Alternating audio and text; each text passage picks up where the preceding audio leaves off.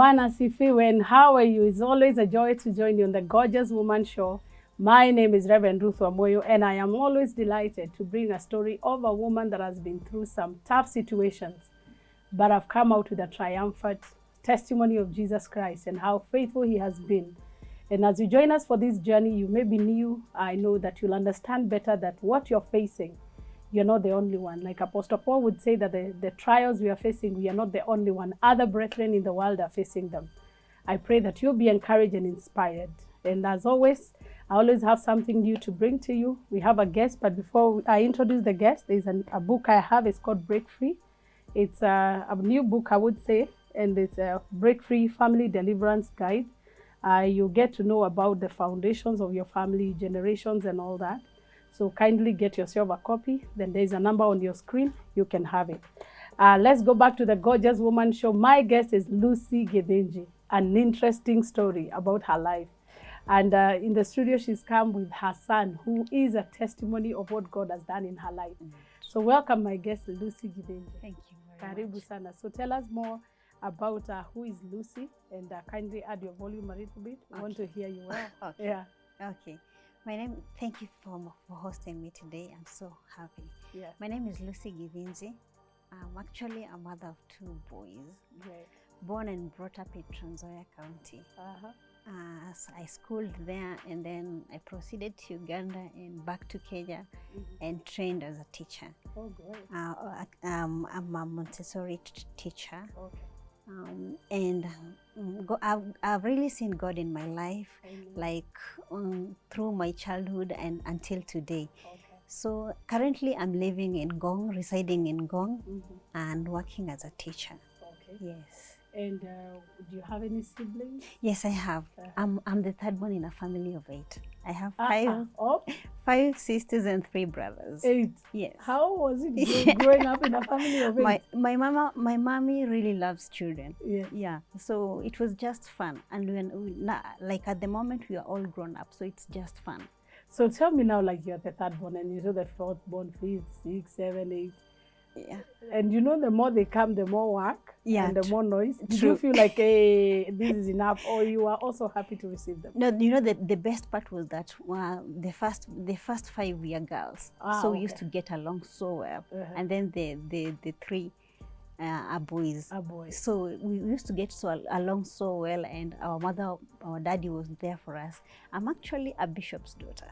Ah, beautiful. Yes. So okay, so who is this bishop? Tell us more about him in Trans-Nzoia County. Yes, that is my daddy. He's called Bishop John Githinji from Church of Christ with the Elijah's Message in Kitale.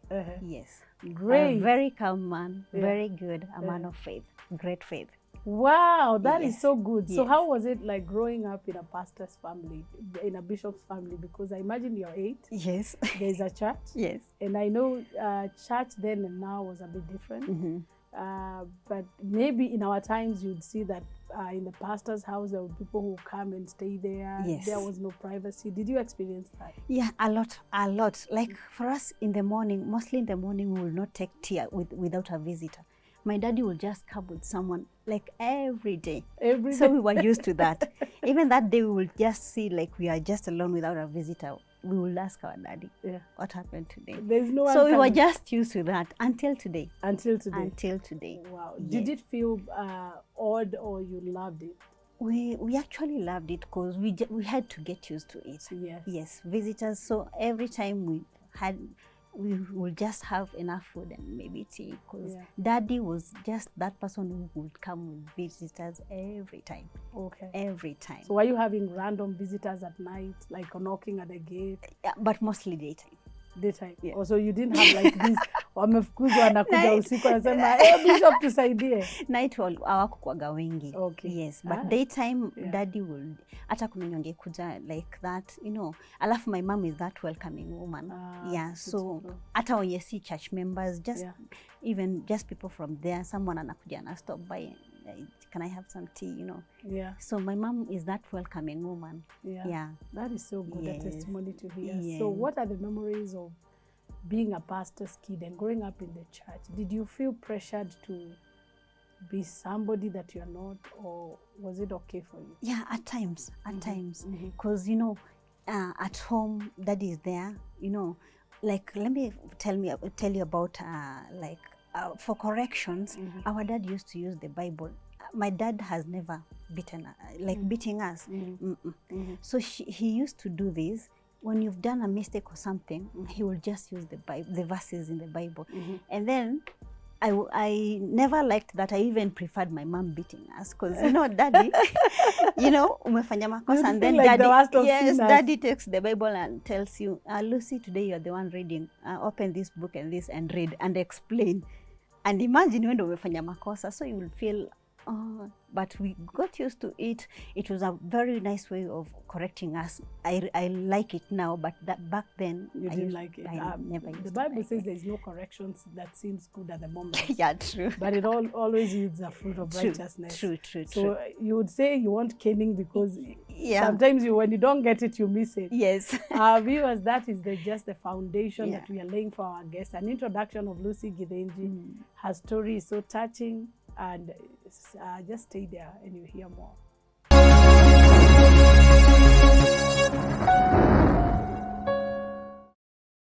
So welcome back, our viewer. What a nice day that the Lord has given us to hear the testimony of another lady, gorgeous lady, Lucy Githinji. So Lucy has a testimony of being diagnosed with cancer, and I'll let her say the rest.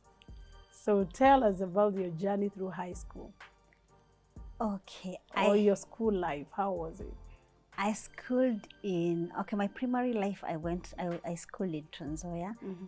Then I went to Uganda.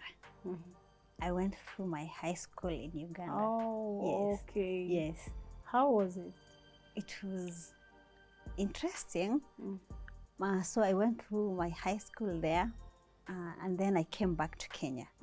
Then I joined college in Kenya. Was it different? Like, you were young. I believe you were a teenager when you went there. Yes. I was very excited. You know, it's another country. Yes. So I was excited to go to and school in another country. So you were boarding? Yes. Okay. Yeah. That makes it easier. Yes. So when did you receive Jesus Christ? Actually, when I was in high school, I really loved Jesus. Like even when I was still young, but when I realized now, I knew the real Jesus I was serving was in high school. Yes. In my so now this is a bishop's kid, and an altar call is being called. Yes. Didn't you feel like you are born again because of where you come from? Yeah, you know, you're just used to it because everything you do, prayers, reading the Bible, going to church. Yeah. But you know, when you come to realize the God you serve. So what message was preached, or what made you make that commitment? When I went to Uganda, that's when I loved it all. When I just got into that school, their CU was something else. They used to bring different preachers. So I really loved that. In fact, when I just joined, that's when I just got saved completely in my Form 1. So throughout my high school journey, I was just saved up. CU girl, and you know, I would even preach for them once in a while. Yeah.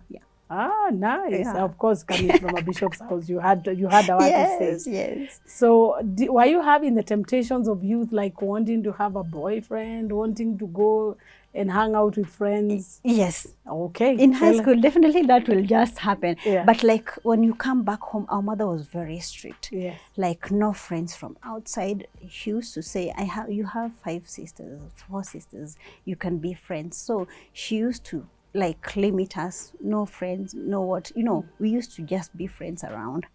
So that also helped us a lot. And then that life of wanting to have a boyfriend in high school didn't work for most of my sisters and I. Yeah, it couldn't work. That was that strict, you know, they were very strict from school. You're at home, from home, you know. Did you get bullied, that people felt like it was so boring, your life was boring? Yes, yes. You know, there are you can't fail to get such people. Yes, I was. Okay. Yeah, so tell me more now about your journey. Okay. Now, after high school, I came back to Kenya. I joined college, and then I became a teacher. That was in 2013 there, somewhere, 2012, 2013. So, okay, when I just started working, that's when I felt a lump on my breast. And I took a break. I went for the test. when I went for the test, I was actually told to go to Kenyatta because I just went to a dispensary. That time I used to stay in Gashie. And I was working in a school called Montessori Placenta in Gigiri.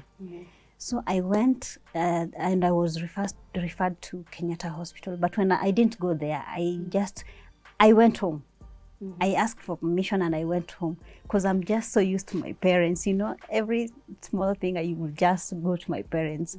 So I traveled all the way from Nairobi to Kitale. I went home and then the lump was removed and tested. And on 14th of March, the results were out. I was so shocked. And in fact, that the time that I went for the test, was on 7th March. I remember very well. So I went, the lump was removed, and then after 1 week, the results were out and it was cancerous.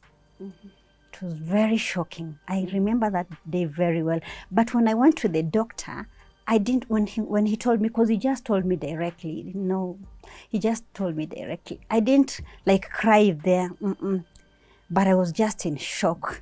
How did he disclose that? Like, he just told me, he got the letter, and then he told me, Lucy, now the results are out and it's not so good. You have cancer, the lump is cancerous, and now you have to have a mastectomy. Now, that time I didn't even know what a mastectomy was. So he told me, the whole breast has to be removed. Were you married that time? With my mommy. Were you married? No, I was not married, but I was in a relationship. Ooh, okay. I was in a relationship, yes.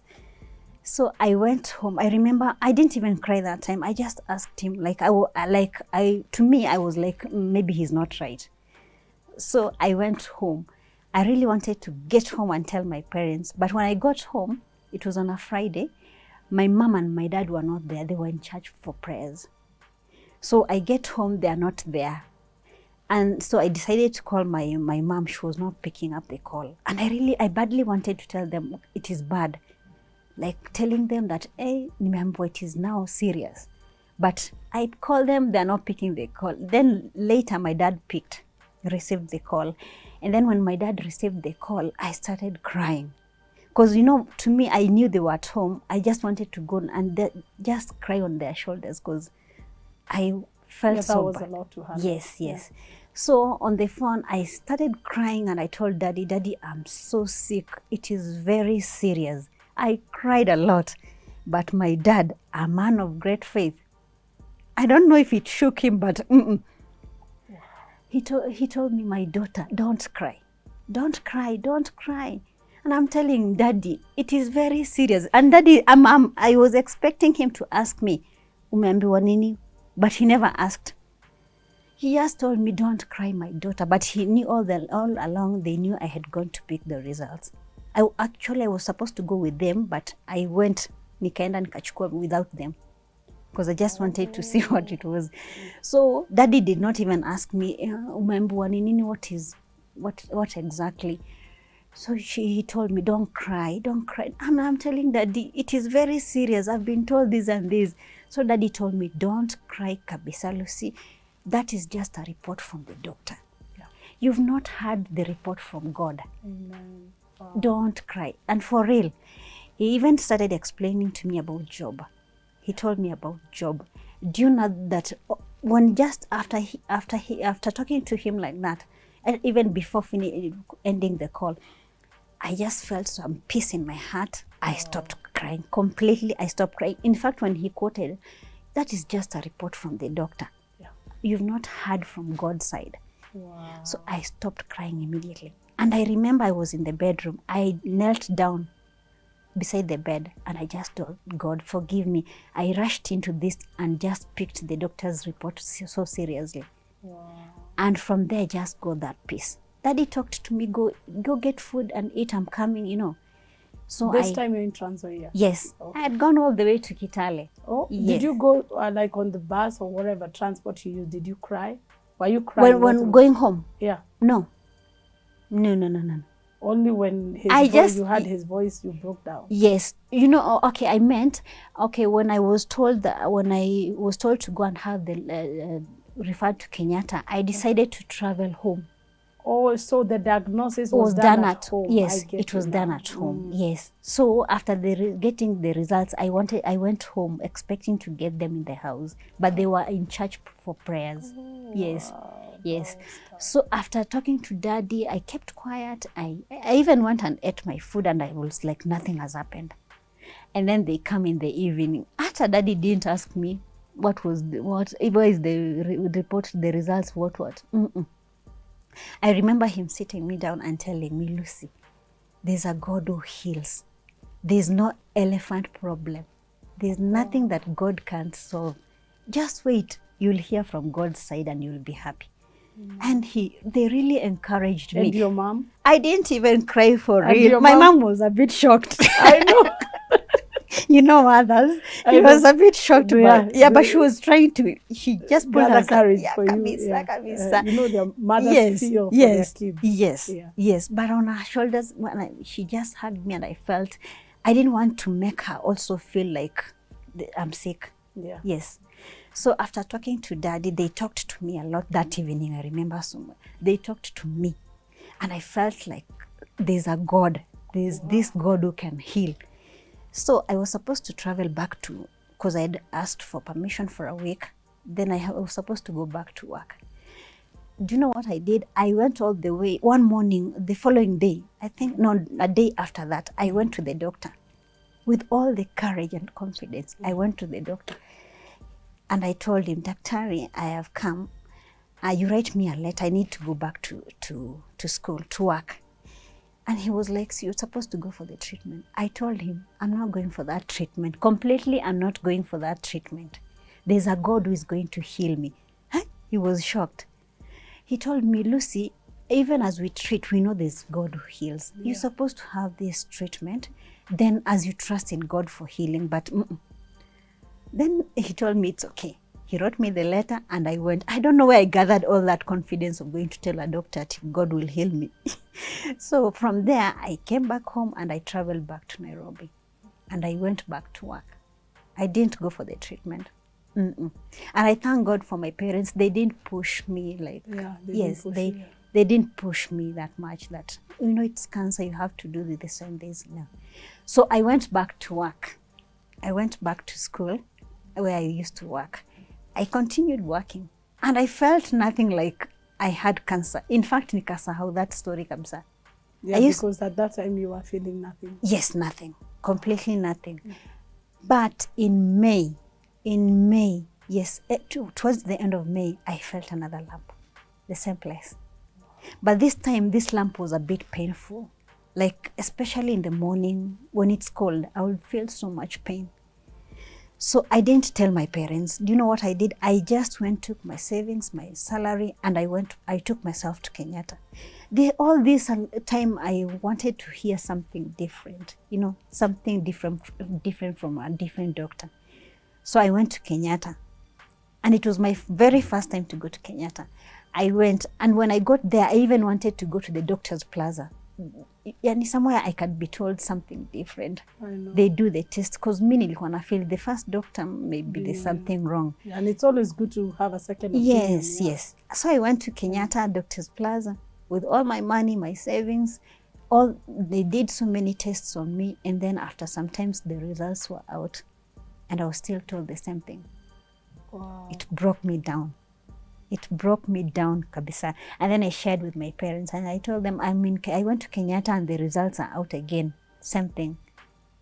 So Daddy told me, it's so good for you to go for the treatment. So how long between the first diagnosis and the second one? That is from March and then to May. In 2 months? Yes. And another lump had already grown? Yes. But this time it was painful. Wow. So when I got when I talked to my parents, they insisted, now Lucy, just go for the treatment. We know there's God who can heal you, but just go for the treatment. And I was like, I was not ready. Completely, I was not ready. What was making you feel you don't need the treatment? I was just fear. Yes, that fear, and then losing a breast. I'm still young. I know. And then losing the whole breast. And you know how precious the breasts are to a woman. Yes. And then I would even look at myself, how? Without a breast, how? And then that fear, and I was not just ready completely. Wow. Could you tell us, if you don't mind, how old were you then? I was 28 years. Yes, I was 28 years. Wow. So I went back to work. That was June. We were closing that June, end of June, for summer. And you know, for summer we'll go for two months. Yeah. So to me, in my mind, I was telling myself, after closing, I can go for the treatment. Then after 2 months, I come back and work. I thought it was just that simple. Because I have never met someone with cancer. I had never seen someone with, I didn't know anything about cancer. And even through this time, I didn't want to Google and check those things. So you were in complete denial. Complete. Yeah. Complete. I never went Googling that I want to check this cancer. No. Or even listening to a story of someone who had cancer. No. And I never shared with people. I never shared even with my friends that I... Even your employer, you did? I did. For them, I did, because, you know, I had to ask for permission. So I had to tell them it is this and this. Wow. Yes. But I told them way later. And then they also told me, no, you just have to go and have this treatment. So they were supportive? Yes, very. Wow. Very Our supportive. viewer, that's the story of Lucy Githinji. I'm sorry to cut her short as we take the break. We'll be hearing the rest of the story.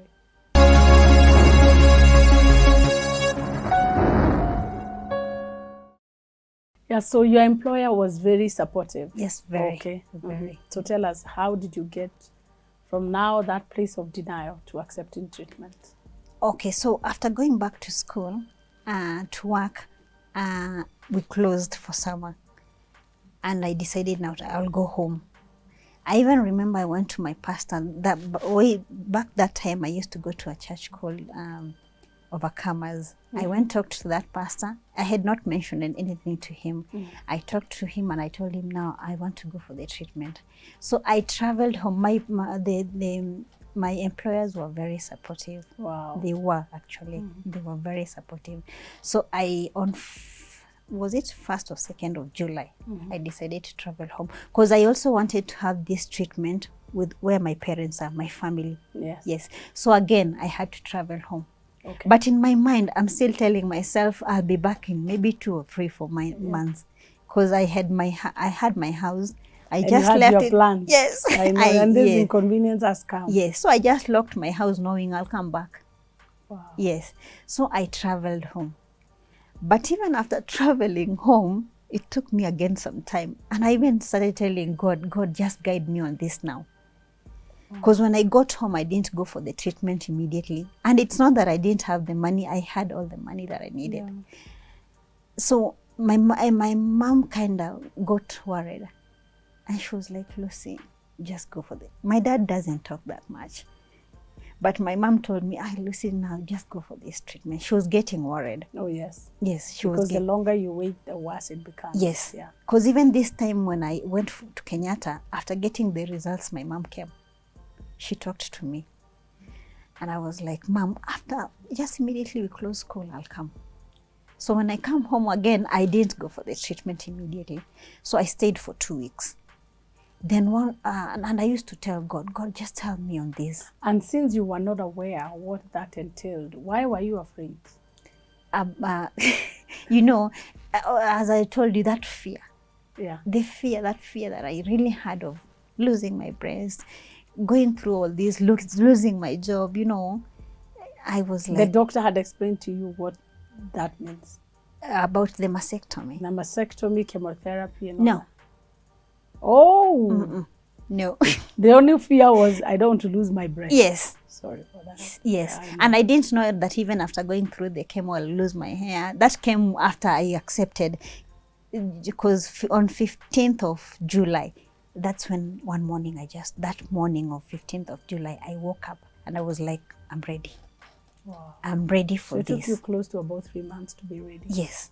I am now ready to go for this treatment.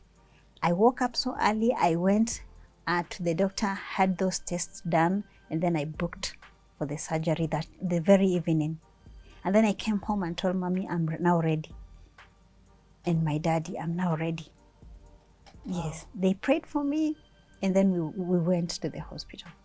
And even as I went to the hospital, I was still feeling not sick because I'm walking and I'm taking myself. Pain. I'm not feeling anything. Yes. And I'm the one who packed the things I thought I needed in the hospital.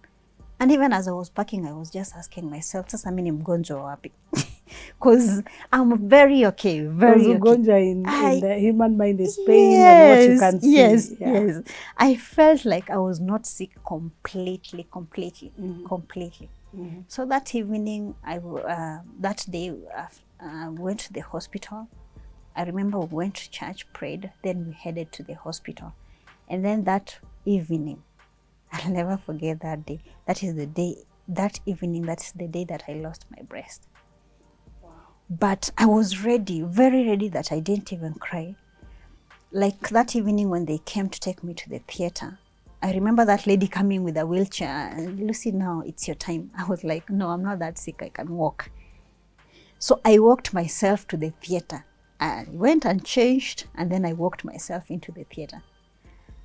That place is so scary. So scary. So lying on that bed, I remember my prayer was very short. God, thank you for you're here to take away this disease from me. And that was it. That was just it. And then in the morning, I wake up. I don't have a breast, but I didn't feel like I'd lost it now. Yeah. I think I was very ready. I didn't feel like I had lost a breast. No. To me, I felt like the disease is now taken away. Oh, yeah. Yes. Yeah, my mind, I was very calm. I think that helped, yeah. Very calm. I was very calm. Even the way my mom was expecting maybe I'll cry or what. And that was very good thinking. I was very okay. Yeah. Yes, I felt like the breast was just, the disease was taken. Which is a fact. Yes. Yeah, the disease was taken away from me. So my healing process came so fast because I was just that happy girl living in the hospital. I stayed in the hospital for 1 week. And I really want to thank my parents. They were there for me. My sisters, they were fully there for me. Okay, my two sisters are in Nairobi, working in Nairobi, but they were still supportive even from, because they would call, this one is calling, this one is calling. I can imagine the anxiety that they had. Yes. Yeah, and even my relatives, I really thank them. And there's one aunt of mine called Lucy. Yes, the one I'm named after. Yeah, that's one. Yeah, I'm so grateful to her. Yeah, she will really check on me. Oh, great. Yes. And then I had brothers. Now that they are young, their work was just to entertain me. Do you know that my cousin would bring me a laptop in the hospital to watch a movie? Yes. Yeah, they tried to really, me, I used to say they are like caregivers to me because they did it so well. Wow. My cousin called Njoroge will come all the way with a laptop, movies, and Lucy, now you can watch. And I'm like, in the hospital. Wow. Yes. And there's this sister of mine who will not even go home. I will even tell her, Nimo, now it's time for you to go home. She will just rush. 1 minute she's back. And I'm like, And she's married. But she took all her time. So the support of your family was so great. Gave that emotional stability. Yes. Oh. Yes. And now for me, I didn't want to make them feel like I'm very sick. I also tried to be courageous, to not show them that I'm sick. Yes. So I used to pull myself together like, I don't want to look like I'm so sick. Yes. Yes. Oh. Yeah. They were really there for me. How did your mom deal with it? My mom, God bless her so much. My mom did so much for me. Even after leaving the hospital, she's the one who used to bathe me. Because you can't use a shower. You can't bathe yourself because of the wound. Yeah. You can't use a shower directly like this. So she bathed me. Wow. My sisters, my mom. Wow. I sometimes look at her like this and I'm like, God bless her, just bless her. Wow. So how was the healing journey for the wound? Yeah, the healing journey after leaving the hospital, back there kidogo, when I left the hospital, even after leaving the hospital, I didn't look like I was sick kabisa. Yes. I remember it's not the guy who came to pick us from the hospital, ananijua, lakini when I got into the car, alikuwa anauliza, where is the patient? And see kwa gari already. Yani they're expecting, when you mention cancer, people see someone very sick. Yeah. Yeah. And sometimes it gets there. But Yes, the Bible yes. says that the spirit of a man sustains him Exactly. in adversity. When I think when you came to terms with it, mentally and emotionally, it gave you stability. Yes, and exactly. of course the prayers. Exactly. The prayers that were made. Exactly. Yeah. So my parents were so much there for me. Very, very much for me. Wow. There for me. Because like daddy was, daddy will do fruits for me every morning. Wow. He will wake up early, do fruits for me. Beetroot nilizikula hadi. Yani, like right yes, now. I do. Siwezi nikataka. Siwezi nikaitaka. He will do fruits every day. Wow. Bring this one, this one, this one. They were there for you me. You felt the love and the care. Exactly. So what was the hardest part of the healing? The wound. That wound. I never used to even to look at it. In fact, when they removed the bandage, I never liked it. That was it an open wound or it was bandaged throughout? No. They later removed the bandage. So that was the most difficult part of that healing was that wound. Okay. But when it dried up, I was very okay. Okay. Yes. Was you know that painful? Dressing, yeah. Especially that dressing. Yeah. Yeah, you feel itchy, you feel it. And then it is big all the way from here to there. Yeah. So were you able to use your hand? Not so much. Okay. Yes, but I used to do those exercises because Okay. But I used not to do a lot. Definitely. But I'm that girl who can just sleep. Yes. I want to do this, try this, yes. At least. Yeah. Wow. And I used not to sleep a lot, showing that like I'm so sick. Yeah, because you also have a family that loved you. You also wanted so to much. Encourage Yes, them. Exactly. Okay. Exactly. So how long did it take for the wound to heal and now to say that it was okay? It took a month. A month. Yes, a month. Because after that month, I was supposed to now start the chemotherapy, the treatment. That's another tough treatment. Okay. Yes. Okay, tell us. So after that month, it was 1 month and some, I think 2 weeks, because my chemo was delayed because of the medicine. So I started my chemotherapy. I used to do it in the Eldoret, in the Eldoret hospital, the referral hospital in Eldoret. So that chemotherapy is also another tough treatment because it's a chemical therapy. So there you have to be prepared. Lucy, you're going to lose your hair. Lucy, this and this will happen. And so, but now that I was also ready, I began the treatment.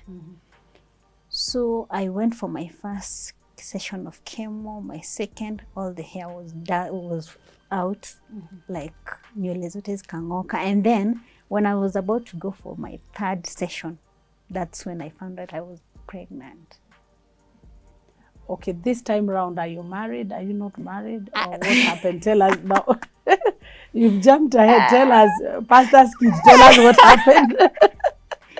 Okay, something happened. Yeah. I was in a relationship. Yes.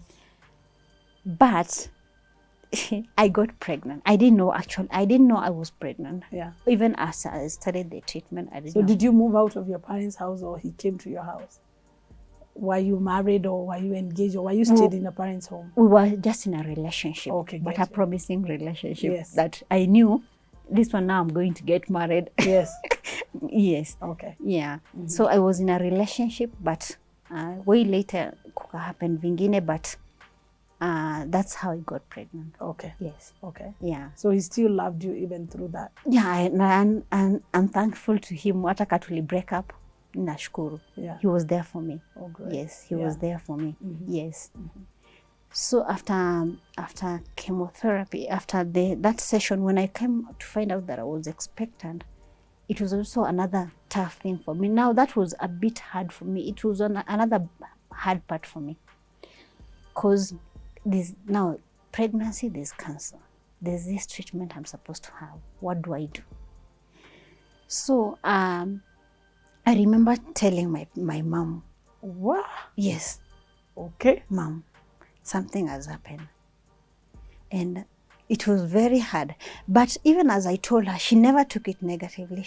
I saw her saying, thank you, God, and I was like, Mom. So thank you, God. Yes, because my mom is that prayerful lady, very prayerful. And way before, hata nikianza, I think nikianza treatment because I was at home, she said, God has been speaking to me, kuna mtoto atazaliwa, but I don't understand it. And I'm like, Mom, what do you mean? That kuna mtoto atazaliwa. I told Mom, I've heard that God speaking to me about it 3 times. Not once, not twice, thrice. Wow. And I'm like, Mom, so she even called my sisters who are married. They are not pregnant. She called everyone, my other sisters, just tell me the truth. Nothing. And I'm there with her, I don't know. I'm even helping her. Umeuliza Magi. Umeuliza huyu. I'm the one helping her. Mama umeuliza Koi. Yes.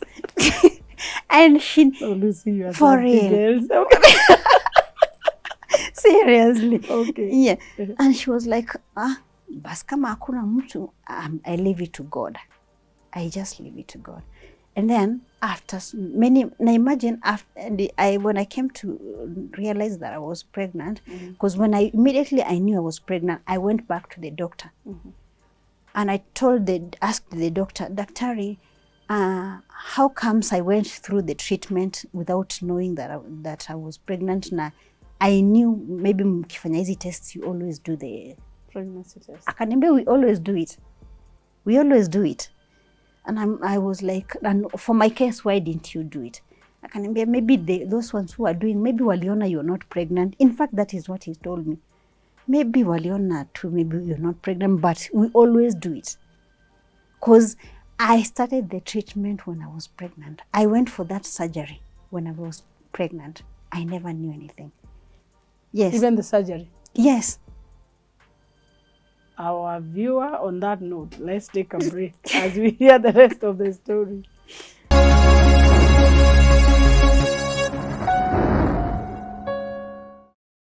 Wow. All this time, yes, you were pregnant. Nobody ever noticed? Nobody noticed. And you never suspected? No, I never felt anything. Were you on your periods throughout? Okay, my periods are always irregular. Because when I travel, maybe to Kitale, they can even go for 2 months until I come back to Nairobi. Wow. When I go somewhere, they change like that. And then for that long, I had to ask the doctors about that treatment. It can also interfere. Yes. So when you discovered, how many months pregnant were you? 5 months. And I used not to feel anything. You had not even put on any weight? No. Wow. No. That's supernatural. True. I used not to feel anything. And you know, for my mom, even when you're 2 months pregnant, she'll tell you. Definitely. Yes. She will just tell you, there's something. But for me, nothing. Nothing. She never suspected anything. And I never felt anything. But immediately after, when I told that doctor, the daktari took me through akanifanya ultrasound. He told me 5 months pregnant. So this time for you to discover you're pregnant, what changed? That it was just a night. I just felt weird. You know, I woke up in the morning, I was vomiting. I just felt something. And now that's when I felt like my belly, like, even the way I used to feel like I'm okay, it's just something different. So I decided to take a test to do a pregnancy test. Yes. Wow. And boom, I was pregnant. So when I shared with my mom, she never took it negatively. She just... Or maybe when she was bathing you, she knew it. No. She didn't? She would have told me. Because unasikia anasema kuna mtoto aliambiwa atazaliwa. She would have told me. Yeah, because even I used to, my other sister used to ask, Mom, how comes you never saw this?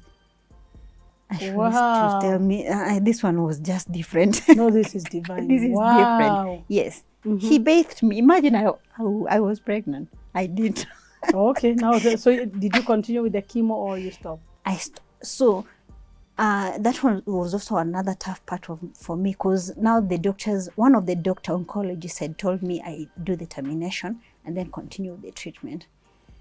And then when I told that to my mom, they were like, no, Lucy, you can't do that. You can't.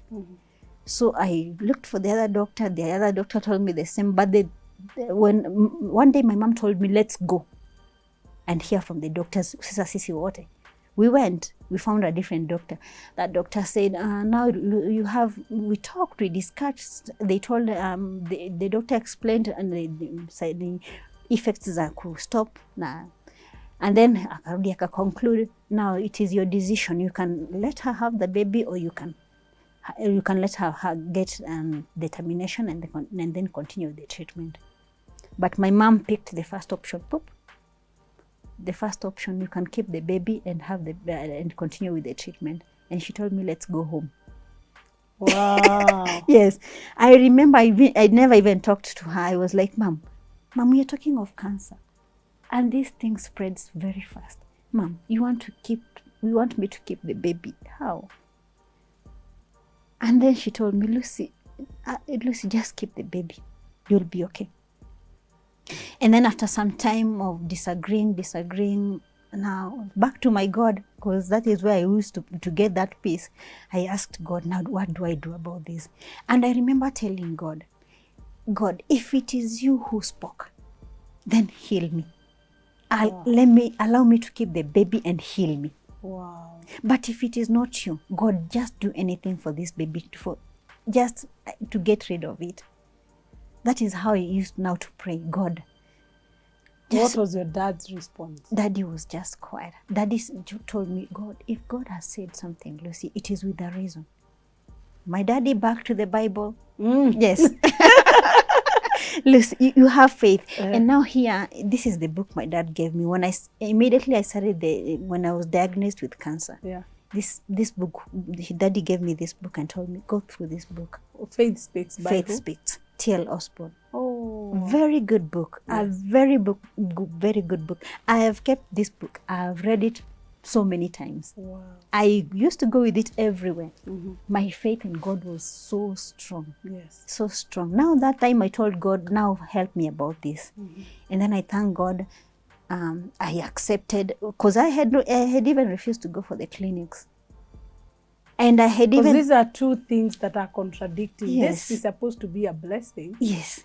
But a blessing that is putting your life at in risk. danger, yes. Yeah. Okay. So I was even confused completely. And I remember even after being told by my mom that you have to keep the baby, behind her back, I went to see another doctor. And I I went to the doctor, talked to the doctor, and I told the doctor, now help me on this. The doctor, a different doctor, akani understand, akaniambia, we can do it. Hey, okay. Yes. Na tukapanga mpaka siku. I was like, Mom, inaye lazima tu. My health is important. Behind her back. So that day I'm going to have it done. Daktari, when I got there, the doctor said, nimeamua tu Lucy, it can bring it, inaweza ikakuletea shida. Akakata. So I went back home. Nini kila mtu ananiwazia hivi. I went back home. That's when I now told God, now God, help me. If it is you completely spoke, heal me. So you now carried the pregnancy to term and you gave birth to a baby boy. Yes, exactly. The baby was healthy? Very healthy. Very healthy. Okay. Yes, very healthy. Mm-hmm. But before that, again, I had another lump removed. There's another lump that grew on that bed. Now there's no breast. There's a lump that grew there. And I remember crying on that bed. That day I cried. That is the day I cried. On the breast that was done mastectomy? Yes. Now the breast is removed, that space, the bed of the breast. Wow. Yes. But that time I cried. And I told God, our agreement, remember our agreement. Sasa mimi nilikuwa nimeamini kuna agreement tumeka na God. So I was like, God, no, God, don't do this to me. So you went through surgery again? Yeah, minor surgery. But this time I for real I cried. I felt so bad because it was just being done. I'm pregnant and it's so close to me. I would feel and see what they're doing. It was so bad. Yeah, because they couldn't take you out completely. Yes. Wow. Yes. But I thank God, finally I got a baby. Mm-hmm. And the baby was very okay. Mm-hmm. And so far, I can testify that I've really seen God even through the baby. Were you allowed to breastfeed? Yes. Okay. But that week in the hospital, I don't know what happened to the breast. Ikakata kutoa maziwa. So I had to get that pump, try. Yeah, we even introduced the baby to Nan, the powder milk when he was still a week. Yes. Yes. But when I left the hospital that night, mtoto akanyonya kunyonya kabisa. Yeah. And throughout that year, nilimnyonyesha 1 and 2 months, nikamnyonyesha. And the baby was just healthy. So did you visit the doctor again about the... I stayed for some time. Then I went just to check if there's something else left in. But my faith in God was just like, there's nothing. And true to it was negative. Yes. Wow. Yes, I have seen a God who heals. So even though the lump grew... Yes. Did they do the test on the lump? On the lump, they did the test. It was negative? Yes. Wow. No, on the lump, it was not negative. On the lump, they wrote some things. I know those things that time I used not to fuatilia because I would not go for the treatment. Yeah. I had to wait and have the baby, then go for the treatment. But even after getting the baby, I stayed for 2 years doing kind of that test. And when I got that test, it was negative. Wow. My faith in God was something else. How long ago? That was because I got the baby in 2015. So after 2015, 2016, 2017. So it's close to 7 years. Yes. Since I was diagnosed with cancer, 8 years now. No, but since you got the baby, it's 7 years. Yes, now. it's 7 years. Wow. Yes. And when God heals, he actually heals completely. Because mimi maugonjwa, going to the hospital, I'm sick here and there. So you only did 3 chemotherapies and that was it? Actually, two cycles of chemo. When I was about to go for the third one, the following day, that's when I was, because it was on a holiday, so I wouldn't go on that day. It was moved to Monday. And that weekend, that's when I found out that I was pregnant. Wow, you told us you're a mother of 2. Yes. So later you got another baby. No. I had another baby. You had another baby before? Before. Yes. Big. He's big. He's now in Form 1. He's now in Form 1? Yes. Yes, wow. He's a big boy. Wow. Yes. What a testimony. What a journey. I really thank God. Wow, you're blessed. Yeah. So you're a mother of 2 boys. I'm a mother of 2 boys, though I'm still single, but I'm okay. Any plans for marriage?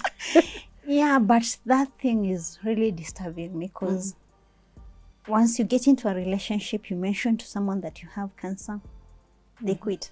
They quit? Yes. So that could be the reason why the second one? In fact, but not for him. The parents. Oh, the parents? Yes. Oh, for him, he was there for me. I can't complain about him. That tulika tukakosana. No, tukukosana na like kukosana team. Yeah. But when I've tried relations, so I decided just to wait because you get into a relationship, you mention that because this is something that you cannot hide. Yes. You can't hide. Yeah, you can't hide. You can't hide. When the mastectomy is done, you can't hide. Yes. Yeah. Once you mention that to someone, they quit. So, in your view, why did you choose to expose this?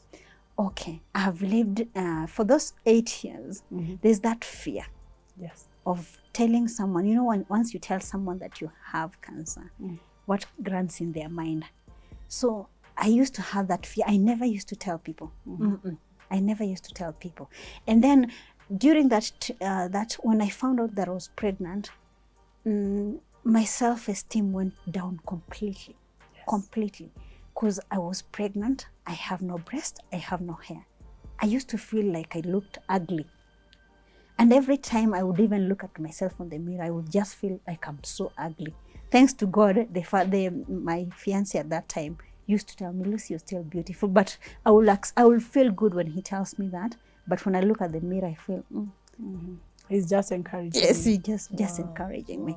So it lowered my self-esteem so much, and I used to feel like I'm not beautiful. I don't have hair. You know, it sweeps all the hair. Yeah. I don't have hair. Here I am, very pregnant. The way I used to look, it darkens you. It darkens you. It burns your skin. Yes, yes.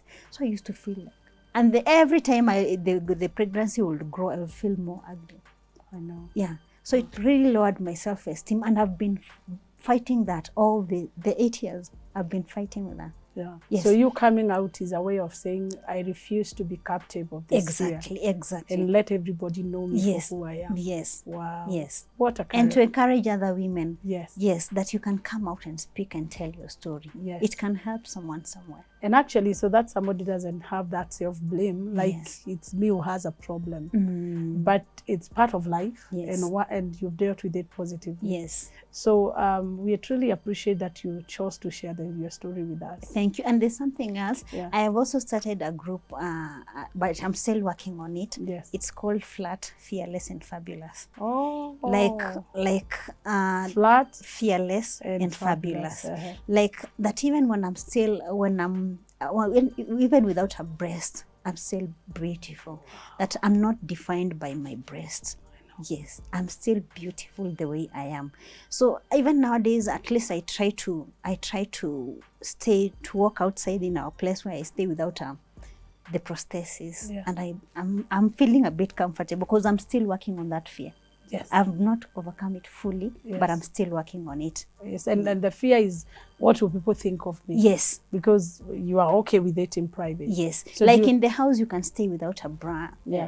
But when someone knocks on the door, you have to rush in the bedroom, dress up, you know, and then open. Because you don't want to give them that odd, that to get that odd look. Exactly. Like, wow, what is happening? Yes. But now, I even try to walk out in the around, you know, start with where you are, around when I'm hanging the clothes without it.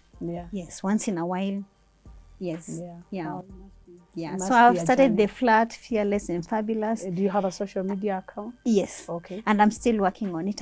I even have a YouTube channel, and I have also aired my story there, part 1. Okay, what is the name of your channel? Flat, Fearless and Fabulous. Okay, yes, Flat, Fearless and Fabulous. So yes. if you want to view Lucy's story and follow her, maybe you know someone or you're going through the same, you can just reach out, because God allows us to go through stories and incidences like this that we may be an encouragement to others. It all depends on how you look at it, and of course the network you surround yourself with. And Lucy, I believe, is good company. From us and the CTN family, shalom. God bless you. Don't forget to get my book. Then there's a number on your screen. It's called Break Free. It's a family deliverance guide. It's a book that all of you as a family can read to deal with issues to do with the family, generational curses, what you call them, evil family patterns and evil cycles. From me and the CTN group, God bless you.